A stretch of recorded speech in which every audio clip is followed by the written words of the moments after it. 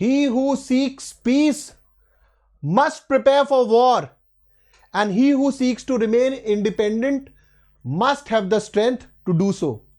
This is a very famous Indian Army quote. एक defence expo में गया था मैं और डिफेंस ऑडिटोरियम में घूम रहा था, वहां पर मैंने ये इंडियन आर्मी की कोट देखी थी और ये तब से ये कोट दिमाग और जहन में है.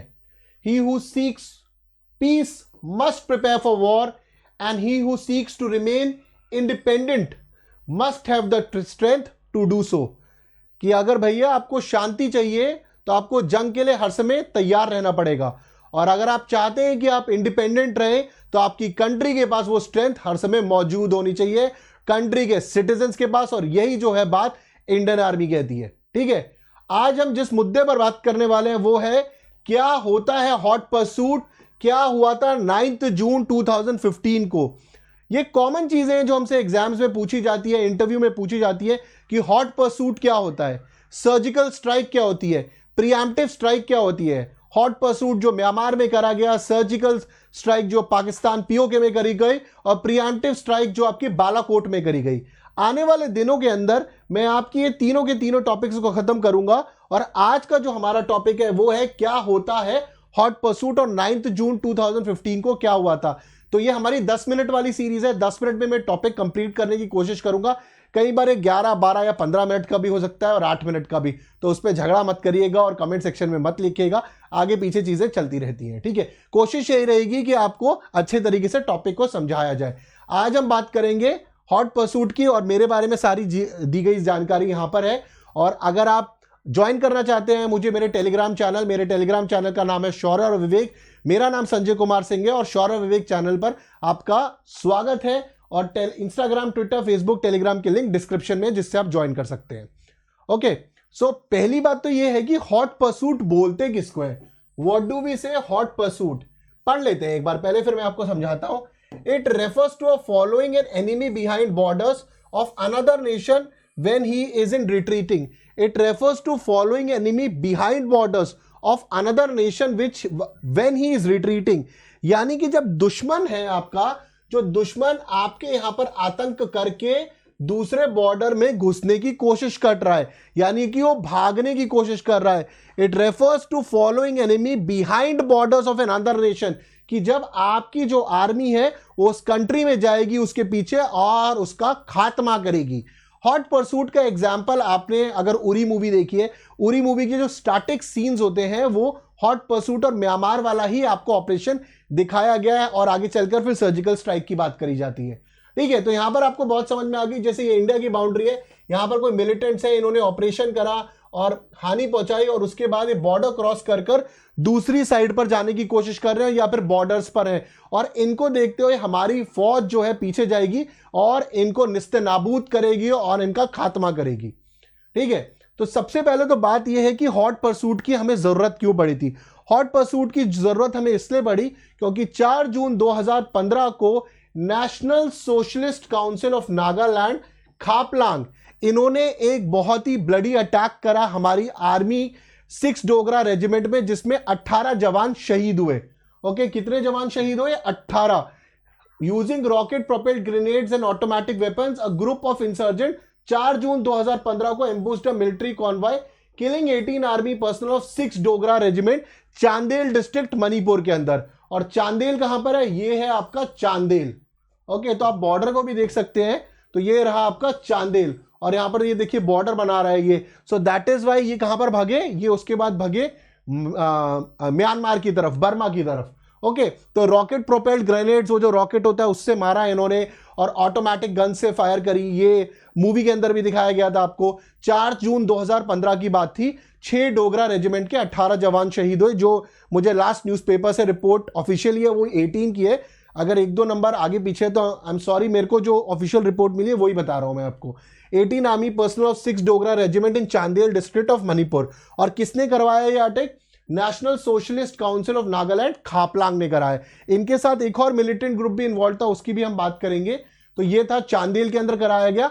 तो इसके अटैक के बाद, ज्यादातर इससे पहले हमने अटैक में देखा था कि कई बार भारत कोई एक्शन नहीं लेता था, कड़ी निंदा वाली कहानी करी जाती थी और हम एक्शन नहीं ले पाते थे, और बहुत बार सिटीजन्स बोलते थे कि एक्शन लेना है, but this time the things turn and the higher ups, यानी कि जो आपकी मिनिस्ट्रीज थी, टॉप मोस्ट प्राइम मिनिस्टर्स थे, दे डिसाइडेड भैया इस बार तगड़ा जवाब दिया जाएगा।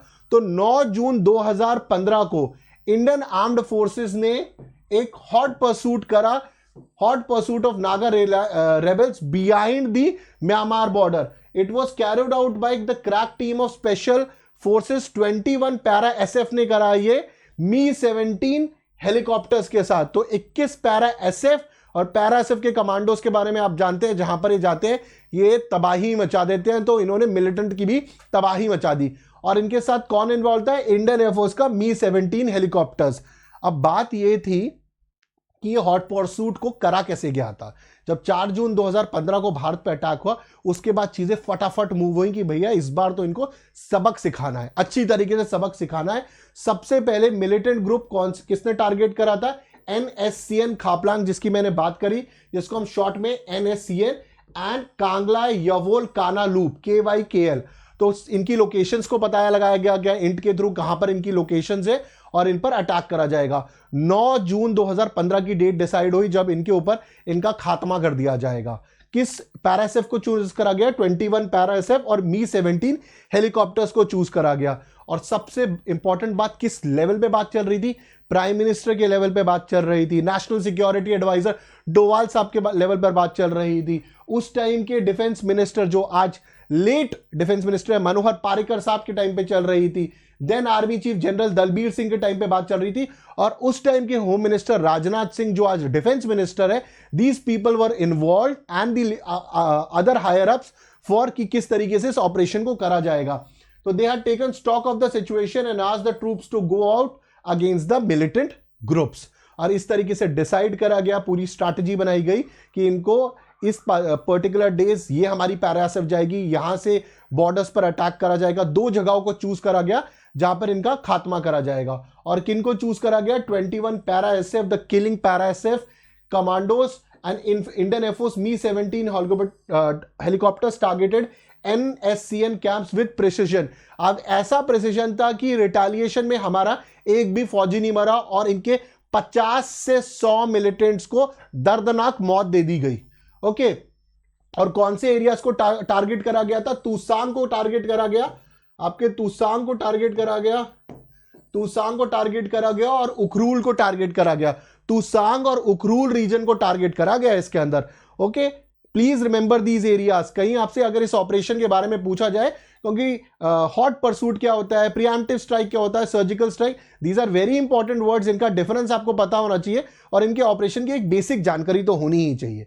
तो इन 2 एरियाज को टारगेट करा। 9 जून 2015 को भैया पहुंची सुबह सुबह आपकी para SF 21 para SF landing from the choppers of Mi-17 helicopters provided by the Indian air force.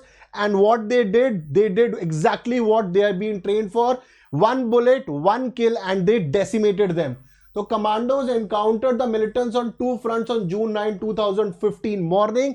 और इतनी भयानक मौत, एक्सपेक्टेशन से ज्यादा मिलिटेंट ग्रुप्स वहां पर आए हुए थे, इसीलिए this was a huge opportunity for the armed forces and for a country कि एक ही बारी में काफी सारों को निपटा दिया गया। Operation was conducted on the Indian-Myanmar border, Tusang in Nagaland and Ukhrul in Manipur on the Indian side.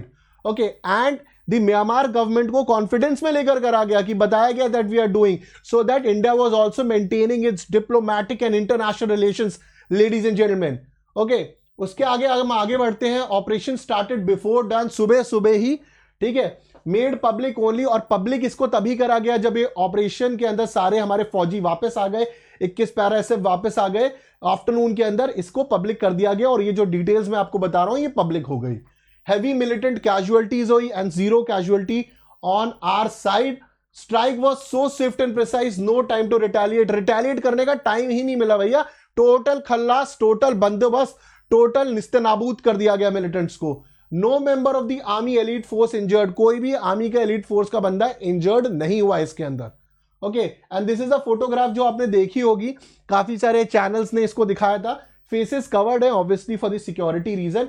It was a top secret mission. Myanmar government was told in advance Myanmar defence forces were not involved in this. Okay, So this was one of the beautiful operations done by 21 Para SF on 9th June 2015 in the act which was done by जो NSCN Khaplang ने करा था 4 June 2015 को, जिसके अंदर 6 डोगरा के हमारे जवान शहीद हुए थे। और इसका एक बहुत ही बढ़िया तरीके से आपका जवाब दिया गया, ठीक है। और इसके बाद ए भारत भूषण बाबू हैं जो अभी भी प्रिंसिपल स्पोक्स पर्सन है, उन्होंने ये शेयर करा था, आप इससे भी पढ़ सकते हैं। In the imminent threat immediate response was necessary. Based on intelligence, we conducted operation to counter these planned assault. Early this morning, engaged 2 separate group of insurgents along the India-Myanmar border, 2 locations along Nagaland, Manipur, और significant casualties. ये मेरा tweet नहीं है, official tweet है, जिससे ये clarify हुआ कि how the operation was done. Okay, तो अगर हॉट परसूट के हम समरी देखें, इंडियन आर्म फोर्स ने हॉट परसूट करा against the Naga rebels behind the Myanmar border. Hot pursuit of militant किसने कैरी करा? 21 para SF para special forces ने करा। आपकी Mi-17 हेलीकॉप्टर्स जो IAF ने प्रोवाइड करे, Indian air force, conducted on the Indian Myanmar border at 2 location, वो हम देख चुके हैं। Special forces were supported by Indian Mi-17 helicopters जो इंडियन एयरफोर्स ने सप्लाई करे। तो ये था आपका हॉट परसूट क्या होता है, हॉट परसूट का ऑपरेशन क्या था। आई होप आपको ये चीज समझ में आई होगी। और नेक्स्ट टॉपिक में जो हम मिलेंगे that would be what is surgical strike. Surgical strike के बारे में आपको काफी जानकारी होगी, मैं आपको एक एग्जाम पॉइंट ऑफ व्यू से भी बताऊंगा और इसकी स्टोरी भी बताऊंगा, सो दैट आपको अच्छे तरीके से याद हो जाए। आई होप आप आज का लेक्चर आपको एंजॉय करा होगा। सो इस वीडियो को भी जरूर देखिए, इंटरनल और एक्सटर्नल सिक्योरिटी क्या होता है, इस टाइप के टॉपिक्स आने वाले दिनों में आते रहेंगे। Please like and subscribe the channel और अपने फ्रेंड्स के साथ जरूर शेयर करिए अगर आपको वीडियो पसंद आया। तब तक के लिए जय Hind guys, thank you very much.